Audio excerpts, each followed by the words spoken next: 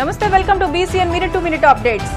ప్రజల నుంచి తమకు విశేష స్పందన వస్తుందని రాజమండ్రి రూరల్ వైసీపీ ఎమ్మెల్యే అభ్యర్థి మంత్రి చెల్లుబోయిన వేణు పేర్కొన్నారు. ఈ మేరకు ఆయన ప్రచారంలో భాగంగా బీసీఎన్ తో మాట్లాడుతూ రాజమండ్రి రూరల్లో గత 2 సార్లు వైసీపీ పరాజయం పొందిందని, ఈసారి ఖచ్చితంగా గెలుపొందుతామని అన్నారు. ఇచ్చిన హామీలను అమలు చేస్తామని, ప్రజలకు మంచి చేసిన తర్వాతే ఓట్లు అడుగుతున్నామని అన్నారు. గతంలో చంద్రబాబు ఇచ్చిన హామీలో 1% కూడా అమలు చేయలేదని అన్నారు. వచ్చే ఎన్నికల్లో వైసీపీ విజయం తథ్యమని అన్నారు. తాను కార్యకర్తల కష్టాన్ని గుర్తించి పనిచేస్తున్నానని, వివాదరహితుడిగా ఉన్న తనకు అన్ని వర్గాల నుంచి మద్దతు లభిస్తుందని చెల్లుబోయిన వేణు తెలిపారు. తాను కూడా ఓ నాయకుల్లా కాకుండా కార్యకర్తలతో మమేకమై పనిచేస్తున్నట్లు తెలిపారు.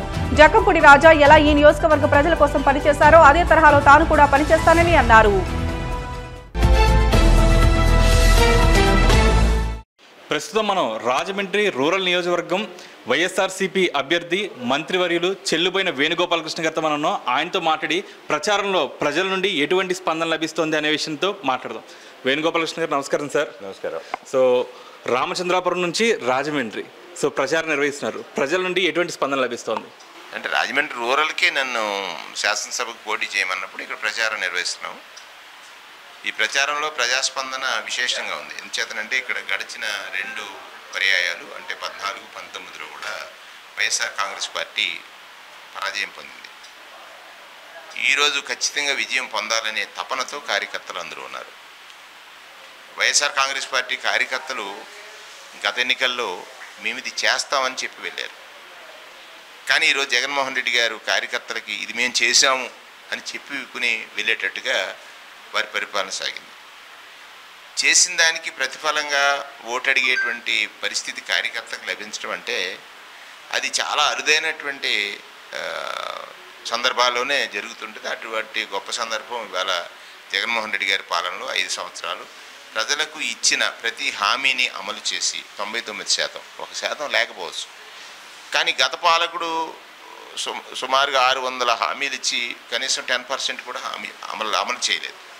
ప్రధానంగా ఈ రాష్ట్రానికి నష్టపోయినటువంటి రైతులు కానీ మహిళలు కానీ వాళ్ళందరూ కూడా ఒక అబద్ధం చంద్రబాబు నాయుడు, మోసం చంద్రబాబు నాయుడు, వంచన చంద్రబాబు నాయుడు అనేటువంటి స్థితిలో వారు ఉన్నారు. ఇవాళ జగన్మోహన్ రెడ్డి గారు చెప్పింది చేశారు. చేసిందంటే చెప్పింది చేసినటువంటి వ్యక్తిగా కార్యకర్త ఈరోజు ప్రజల దగ్గరికి వెళ్ళినప్పుడు జగన్మోహన్ రెడ్డి గారే వచ్చారన్నంత భావం వాళ్ళలో కలుగుతుంది. అది ప్రచారంలో చాలా జోరుగా ఉంది. ఇక్కడ 2024లో వైఎస్ఆర్ కాంగ్రెస్ పార్టీ జెండా ఎగరటం అనేటువంటిది తథ్యం. అయితే రాజమండ్రి రూరల్ నుంచి వైఎస్ఆర్సీపీ క్యాడర్ నుంచి ఎటువంటి సపోర్ట్ లభిస్తుంది మీకు? సపోర్ట్ ఫస్ట్ డే 1 నుంచి కూడా చాలా బాగుంది. ఎంచేతనంటే నేను ఆర్గనైజేషన్లో పనిచేసి వచ్చిన వాడిని. జిల్లా కాంగ్రెస్ ప్రెసిడెంట్ చేశాను, అంతకుముందు పంచాయతీరాజ్ అభియాన్ చైర్మన్ చేశాను, జిల్లా పరిషత్ చైర్మన్ చేశాను, శాసనసభ్యుడిగా చేశాను. అన్నిటికంటే వివాదరహితము. తర్వాత కార్యకర్త కష్టం అతనికి తెలియనంత నాకు తెలుసు. కార్యకర్త కష్టం కార్యకర్తకు తెలియకపోవచ్చు, కానీ నాకు తెలుసు. నాకు తెలిసినటువంటి సందర్భాల్లో కార్యకర్తతో నేను మమేకమయ్యేటువంటి తీరు ఏదైతే ఉందో వారికి ఒక బాండింగ్ ఏర్పాటు చేసింది. ఇక్కడ కార్యకర్త నాయకుడు కాదు, అందరూ సేవకులమే. సేవ చేయడానికి ఒక ప్యాటర్న్ ఏర్పాటు చేసుకుని దానికి అనుగుణంగా మనం నడుస్తూ ఉంటాం.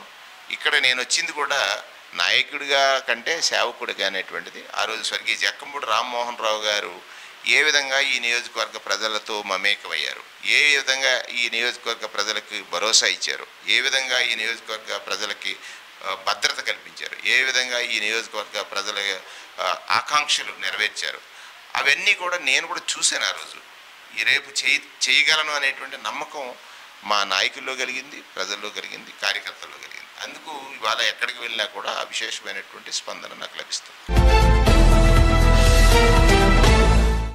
టీడీపీతో జతకట్టి బీజేపీకి ఉన్న ప్రతిష్టను ఆ నాయకులు దిగజార్చారని, తెలుగుదేశం వ్యక్తులను బీజేపీలో చేర్చుకుని వారికి సీట్ ఇస్తున్నారని వేణు ఎద్దేవా చేశారు. నరేంద్ర మోదీ వచ్చి ప్రత్యక్షంగా ప్రచారం చేసిన పురంధేశ్వరికి ఇక్కడ విజయం లభించదని అన్నారు. ఆ పార్టీ ప్రభావం తమపై ఏమాత్రం ఉండదని అన్నారు. మోదీ చేస్తున్న రాజకీయాల్లో చంద్రబాబు, పవన్ కళ్యాణ్ ఓ పావులా మిగిలిపోయారని, దీనిని ప్రజలంతా గమనిస్తున్నారని అన్నారు. ప్రజలు సీఎం జగన్మోహన్ రెడ్డిని నమ్ముతున్నారని అన్నారు. స్థానికంగా ఉన్న సమస్యలను తెలుసుకుంటూ పరిష్కారానికి హామీ ఇస్తున్నామని, ఇప్పటికే ఈ 5 ఏళ్లలో ఎన్నో సమస్యలు పరిష్కరించామని, మళ్లీ అధికారం ఇస్తే సమస్యలను పూర్తి స్థాయిలో పరిష్కరిస్తామని అన్నారు. కడియం అభివృద్ధికి, డ్రైనేజీల పునరుద్ధరణ, తాగునీటి సమస్యలు పరిష్కరించాల్సి ఉందని అన్నారు. తాము అధికారంలోకి వచ్చిన వెంటనే ఈ సమస్యలను పరిష్కరిస్తామని అన్నారు.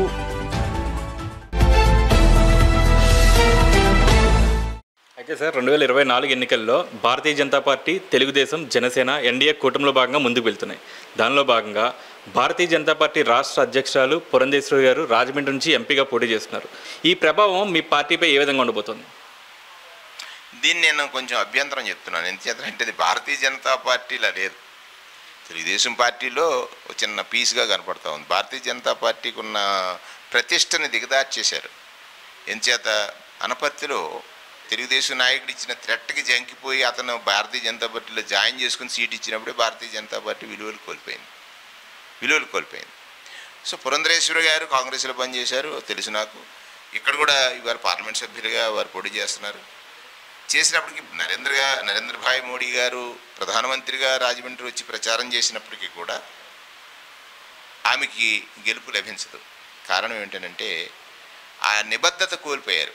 ఈ జనసేన పార్టీ ఏముంది, అది కూడా తెలుగుదేశం వాళ్ళు జనసేనకి వెళ్ళి అక్కడ నుంచి ఇక్కడికి వచ్చి పోటీ చేస్తున్నారు. ఇదంతా చంద్రబాబు నాయుడు ఆడి ఒక ఏదో కనికట్టు లేదా మోడీ రాజకీయాలు అనాలి దీన్ని. ఈ మోడీ రాజకీయాల్లో వీళ్ళందరూ పాత్రదారులుగా ఉన్నారు. ఒకటి ప్రజలకు అర్థమైంది, స్వచ్ఛంగా నిజం చెప్పి పిండి చేసి చేయగలిగిందే చెప్పి నేను ఓటు అడుగుతున్నాను అని ధైర్యంగా చెప్పినటువంటి నాయకుడు జగన్మోహన్ రెడ్డి గారు. ఇక్కడ ప్రజలు నమ్మకం ఏంటంటే, ప్రజలకున్న నమ్మకం చెప్పింది చేస్తారని. ప్రజలకి ఒక నమ్మకం ఉంది ఏంటి, చెప్పింది చేస్తారు జగన్ గారు, చెప్పింది చేయడు చంద్రబాబు. అంటే ఒక నమ్మకానికి మోసానికి ఎన్నిక జరుగుతుంది. నమ్మకానికి మోసానికి జరిగే ఎన్నికల్లో నమ్మకమే గెలుస్తుంది, నమ్మకానికే ప్రజలు పట్టం కడతారు. అది స్పష్టం. అయితే సార్, చివరిగా మీరు ప్రజల్లో విస్తృతంగా ప్రచారం చేస్తున్నారు. ఎటువంటి సమస్యలు మీ దృష్టికి వచ్చాయి? రేపు మీరు అధికారంలోకి వచ్చిన తర్వాత వాటిని ఎలా నిర్వర్తిస్తారు? సమస్యలు చాలా ఉన్నాయి. ఎటువంటి సమస్యలు అంటే ఇక్కడ పారిశుద్ధ్య సమస్య ఉంది, పట్టణీకరణ, అదే పట్టణం నుంచి చాలామంది వలసలు వచ్చి ఈ ప్రాంతంలో గృహ నిర్మాణం చేసినప్పుడు పారిశుద్ధ్య డ్రైనేజ్ వ్యవస్థ, అది ఎక్కడికి రిసీడ్ అవ్వాలి డ్రైన్ అనేటువంటిది ఒక మాస్టర్ ప్లాన్ లేదు. అన్నిటికంటే గోదావరి పక్కన వెళ్తుంది కానీ తాగడానికి మంచినీళ్ళు లేవు అనేటువంటి కొన్ని ప్రాంతాలు ఉన్నాయి, అది ఒక సమస్యగా ఉంది. తర్వాత ఇక్కడ ఒక అదృష్టం ఏంటంటే ప్రకృతి ప్రేమికులైనటువంటి నర్సరీ రైతులు దేశానికి ఆదర్శంగా కడియంలో నర్సరీని పెంచుతున్నారు. వారికి కూడా సమస్యలు ఉన్నాయి. విద్యుత్తు ఆ రోజు స్వర్గీయ రాజశేఖర రెడ్డి గారు ఉచిత విద్యుత్ ఇచ్చారు, ఇవాళ జగన్మోహన్ రెడ్డి గారు కొనసాగిస్తున్నారు. మధ్యలో చంద్రబాబు నాయుడు గారు, తెలుగుదేశం పార్టీ బుచ్చి చౌదరి గారు, ఇది కమర్షియల్ క్రాప్, ఇది రైతులు కాదు, వీళ్ళకి విద్యుత్ ఛార్జీలు పెంచాలన్నప్పుడు వాళ్ళందరూ ఆందోళన చేయటం, అది మళ్ళీ సమస్య పోవడం జరిగింది. ఇక్కడ ప్రతి సమస్య మీద ఒక అవగాహన ఎందుకు చేతనంటే అనుభవం, అవగాహన. ఇక్కడ నాది ఎక్స్పీరియన్స్, నాకు ఆ అనుభవాన్ని, నా ఎక్స్పీరియన్స్, అవగాహనని అంటే ఆ పర్టికులర్ పనిని చూసి ఎట్లా చేయాలనే దాని మీద ఒక అవగాహన ఉంది. తర్వాత ప్రభుత్వం నుంచి ఎట్లాగా నిధులు సమకూర్చుకోవాలి, సమకూర్చుకున్న నిధుల్ని ఎంత ప్రజా అవసరాలకు వినియోగించాలి. ఈ రెండు నా అనుభవంతో కూడినటువంటి సమస్యలు, వాటిని పరిష్కరించడానికి నేను ప్రయత్నం చేస్తాను. అయితే నమ్మకానికి మోసానికి జరిగే యుద్ధంలో ఖచ్చితంగా నమ్మకం విజయం సాధిస్తుందని చెల్లిపోయిన వేణుగోపాలకృష్ణ గారు ధీమా వ్యక్తం చేశారు. కెమెరామెన్ సతీష్తో మణికంఠ కుమార్, BCN న్యూస్. ఈసారి అధికార పార్టీకి డిపాజిట్లు కూడా రావని రాజమండ్రి రూరల్ కూటమి టీడీపీ ఎమ్మెల్యే అభ్యర్థి గోరంట్ల బొచ్చయ్య చౌదరి పేర్కొన్నారు. ఈ మేరకు ఆయన BCNతో మాట్లాడుతూ తాను దాదాపు 9 సార్లు పోటీ చేసి 6 సార్లు గెలుపొందినట్లు తెలిపారు. సీఎం జగన్ తీరుతో ప్రజలు పూర్తి వ్యతిరేకత ఉన్నారని, అభివృద్ధి కోసం ప్రజలు ఎదురు తిరుగుతున్నారని అన్నారు. తాము అధికారంలో లేదు కాబట్టే ఈ 5 ఏళ్లు ఏమి చేయలేకపోయామని, కూటమి అధికారంలోకి వచ్చిన వెంటనే అభివృద్ధికి శ్రీకారం చుడతామని అన్నారు. కూటమి మేనిఫెస్టోను ప్రజలకు విస్తృతంగా తీసుకువెళ్తున్నట్లు బొచ్చయ్య చౌదరి స్పష్టం చేశారు. తాము ఇంటింటికి వెళ్లి మేనిఫెస్టోను వివరిస్తున్నట్లు తెలిపారు. అలాగే భరోసా గ్యారంటీ ఫారాలు ఇచ్చామని తెలిపారు. ప్రజలే స్వయంగా తమకు కూటమి మేనిఫెస్టోను ప్రజలకు వివరిస్తున్నట్లు తెలిపారు. తనకు పదవులపై ఎలాంటి వ్యామోహం లేదని, ప్రజలకు సేవ చేయడమే తన ప్రధాన ఉద్దేశమని అన్నారు.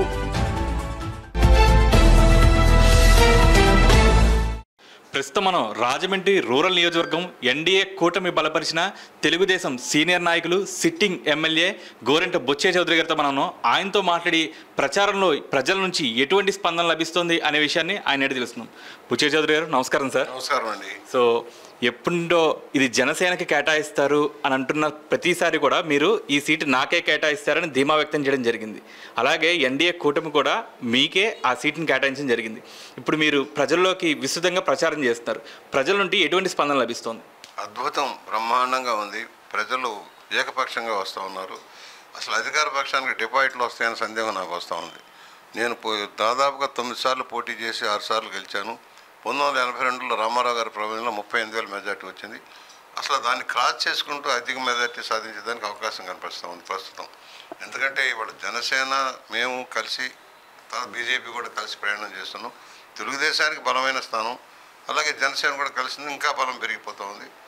వాళ్ళ స్పందన, ప్రజలు ఈ ప్రభుత్వం మీద తీవ్ర వ్యతిరేకతగా ఉన్నారు. జగన్మోహన్ రెడ్డి వ్యవహార శైలి, ఆయన నడిపిన విధానము, అరాచక విధానం, ఆటక విధానం, రాష్ట్రాన్ని చిన్నాభిన్నం చేసిన విధానం మీద విసిగి వేసారిన అనేక వర్గాల ప్రజలు మొన్నటిదాకా భయానక వాతావరణం ఉన్నారు. మాట్లాడటానికి భయపడ్డారు.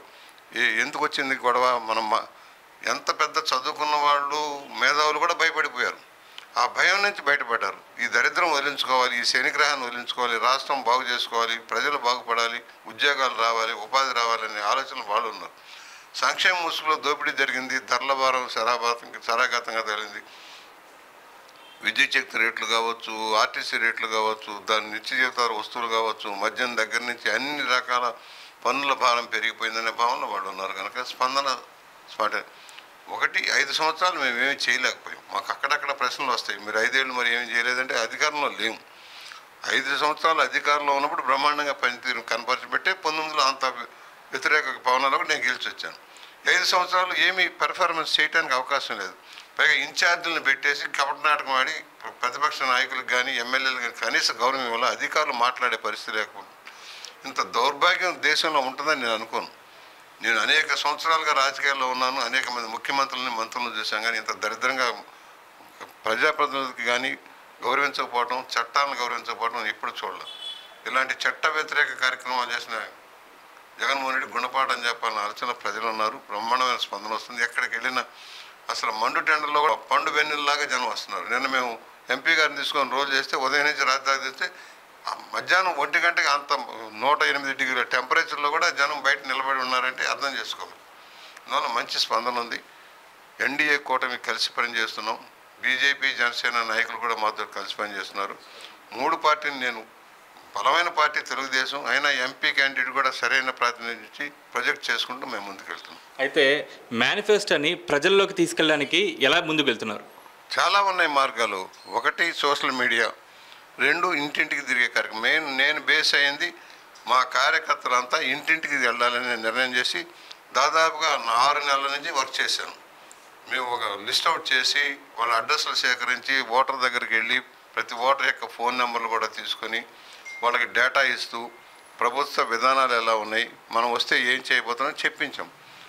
దాదాపుగా 89 వేల కుటుంబాలు ఉంటే దాంట్లో 50%కి భరోసా గ్యారంటీ ఫారాలు ఇచ్చాం. ఆ తర్వాత మరలా భరోసా గ్యారంటీ కానీ బాదులో కానీ మిగతా కుటుంబాలకు వెళ్ళాం. వాళ్ళు 100% రీచ్ అయ్యాం. కుటుంబాలకి 4-5 ఓట్లు ఉంటాయి, ప్రతి కుటుంబాన్ని రీచ్ అయ్యాం. ఇప్పుడు యాక్టివిటీ పెరిగింది, మౌత్ టు మౌత్ పబ్లిసిటీ పెరుగుతూ ఉంది. అయితే ప్రభుత్వం తీసుకున్న మేనిఫెస్టోలోని విధానాల మీద టాప్ ప్రయారిటీ మీద ప్రజల్లోకి వెళ్ళింది. బలహీన వర్గాలకు సంబంధించిన రక్షణ చట్టం కావచ్చు, బలహీన వర్గాలకు సంబంధించిన 50 సంవత్సరాలకి పెన్షన్ పథకం కావచ్చు, నిరుద్యోగ భృతి కావచ్చు, మహిళలకు 1500 రూపాయలు జీవన భృతి కోసం ఇచ్చే డబ్బు కావచ్చు, పెన్షన్ 4000కి పెంచడం, వికలాంగులకి 6000కి పెంచడం, ఇవన్నీ కూడా ప్రజల్లోకి వెళ్ళిపోతున్నాయి. వాళ్ళే ఎదురొచ్చేది మాకు తెలుసు, మాకు వచ్చు అనేది చెప్తున్నారు. ఇంకా ఎక్స్ప్లెయిన్ చేస్తున్నాం. పాంప్లెట్ల ద్వారాను, సోషల్ మీడియా ద్వారాను, అదేవిధంగా ఆడియో వీడియో ద్వారాను, దృశ్య శ్రవణ యంత్రాల ద్వారా కూడా మేము ప్రచారం చేస్తున్నాం. ఇది రీచింగ్ వెల్. నేను ఈ వయసులో కష్టపడి వెళ్తున్నాం. ఎందుకంటే మామూలుగా అయితే రిటైర్ అవుదామన్న వయసులో ఈ దుర్మార్గ పరిపాలన అంతమొందించాలంటే నాబోటి వాళ్ళం ఉండాల్సిన అవసరం ఉంది, రంగంలో ఉన్నాం. లేకపోతే మాకేమైనా డబ్బు సంపాదించాలనో పదవుల కోసం వ్యామోహంలో అయితే ఏనాడో తప్పుకోవచ్చు. ఇది అక్కర్లే మనకి. ఇంకో మార్గం ఉంది. ఇన్ని సంవత్సరాల చరిత్రలో మాటలు తప్పలేదు, మడమ తిప్పలేదు, అవినీతి పనులకు ఎక్కడ ఆస్కారం లేదు, ప్రభుత్వాన్ని వాడుకొని లైసెన్స్లో కాంట్రాక్ట్లో పొందలేదు, నా ఆస్తులేదు నేను ధ్వంసం చేసుకున్నాను. ఈ ఆఖరి వయసులో కూడా ఆ చెడ్డ తెచ్చుకోగలను. నేను రామారావు గారి ఆశయాల కోసం పోరాడుతూ వచ్చాను. పార్టీలో అంతర్గతంగా కూడా సమస్యలు ఉన్నప్పుడు గట్టిగానే మాట్లాడతారు. కార్యకర్తల కోసం, కార్యకర్తల మనోనిబ్బరం పోకుండా ఉండటం కోసం, ఒక సిద్ధాంతబద్ధమైన విధానం కోసం నేను పోరాడుతాను. ఆ పోరాటమే నన్ను నిలబెట్టింది. ఈరోజు రాష్ట్ర వ్యాప్తంగా ఒక గుర్తింపు గౌరవం వచ్చిందంటే రామారావు గారి యొక్క ఆశయాలకు అనుగుణంగా నిలబడ్డ మనిషి అని చెప్పే గౌరవం, ఆ గౌరవం ఇవాళ నిలబెడుతుంది. మళ్ళీ విజయం సాధిస్తాం. జగన్మోహన్ రెడ్డి పాలనలో రాష్ట్రం చిన్నాభిన్నమైందని, దీన్ని పునరుద్ధరించాలంటే బీజేపీ మద్దతు తప్పనిసరిగా ఉండాలని అన్నారు. ఆర్థిక వ్యవస్థ నాశనమైందని, ఈ నేపథ్యంలో రాష్ట్రానికి ఎలాంటి హామీలు ఇస్తారో ఆశతో ఉన్నామని అన్నారు. రాష్ట్రం మళ్లీ అభివృద్ధి చెందాలంటే చంద్రబాబు ఆధ్వర్యంలో మోదీ సహకారం ఎంతో అవసరం ఉందని అన్నారు. కూటమి అధికారంలో వచ్చిన వెంటనే తాను రాజమండ్రి రూరల్ నియోజకవర్గ అభివృద్ధికి ప్రత్యేక చర్యలు చేపట్టనున్నట్లు బొజ్జ చౌదరి తెలిపారు.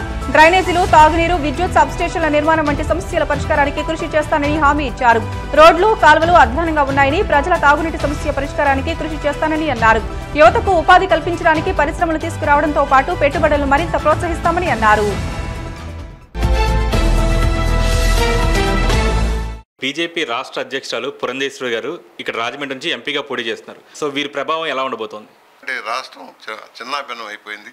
జగన్మోహన్ రెడ్డి పరిపాలన అధ్వాన స్థితికి జరిగింది. ఆర్థిక వ్యవస్థ సర్వనాశనం అయిపోయింది. వ్యవస్థను కుప్పకూల్చాడు. అన్ని రంగాలు నాశనం అయినాయి.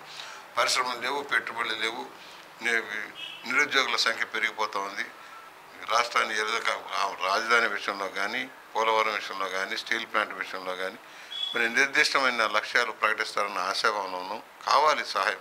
ఇవాళ మేము మోడీ గారు బలహీనంగా ఈ రాష్ట్రంలో ఉన్నా మేము కలవటానికి కారణం కేంద్రంలో మళ్ళీ అధికారంలోకి వచ్చినప్పుడు వారి సహకారం రాష్ట్రానికి కావాలి. రాష్ట్రం బాగుపడాలంటే ఆయన సహకారం ఉండాలి, పెట్టుబడులు పెట్టాలి, పరిశ్రమలు రావాలి. నిర్దిష్ట లక్ష్యంలో మళ్ళీ అగ్రగామిగా రాష్ట్రం ఎదగాలంటే సహకారం కావాలి. ఒక విజనరీ, దూరదృష్టి కలిపిన నాయకుడు మనకున్నాడు చంద్రబాబు గారు. కష్టపడి పనిచేసే మనస్తత్వం ఈ వయసులో కూడా. అలాంటి ఆయనకి కొంత వెసులుబాటు రావాలంటే కేంద్ర సహకారం కావాలి, రాష్ట్రం బాగుపడాలి. బీమార్ రాష్ట్రంగా మారిపోయింది ఈ 5 సంవత్సరాల రాష్ట్రం. దాన్ని మళ్ళా పట్టాలెక్కించాలంటే విజనరీకి తోడు మోడీ గారి సహకారం కావాలని వెళ్దాం. సార్, మళ్ళీ మీరు అధికారంలోకి వచ్చిన తర్వాత నియోజకవర్గాన్ని ఏ విధంగా అభివృద్ధి పదంలో ముందుకు నడిపిద్దాం అనుకుంటున్నారు? చాలా ప్రయారిటీస్ ఉన్నాయి.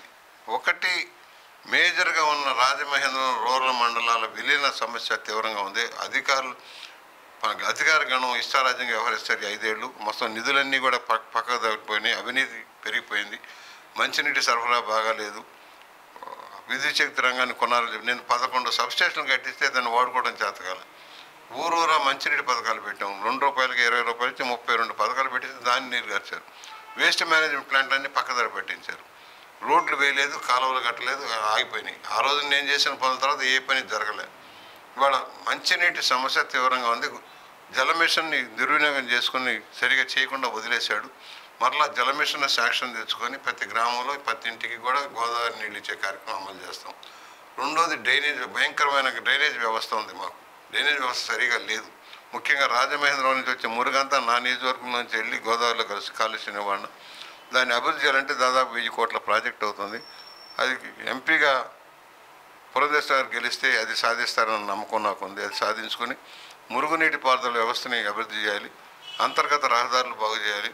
రెండోది, ఉపాధి మెరుగుపరచడం కోసం ఇంక్యుబేటర్ సెంటర్లను పెట్టి ఉపాధి కల్పించడం కోసం ఇన్ఫ్రాస్ట్రక్చర్ క్రియేట్ చేయాల్సిన అవసరం ఉంది.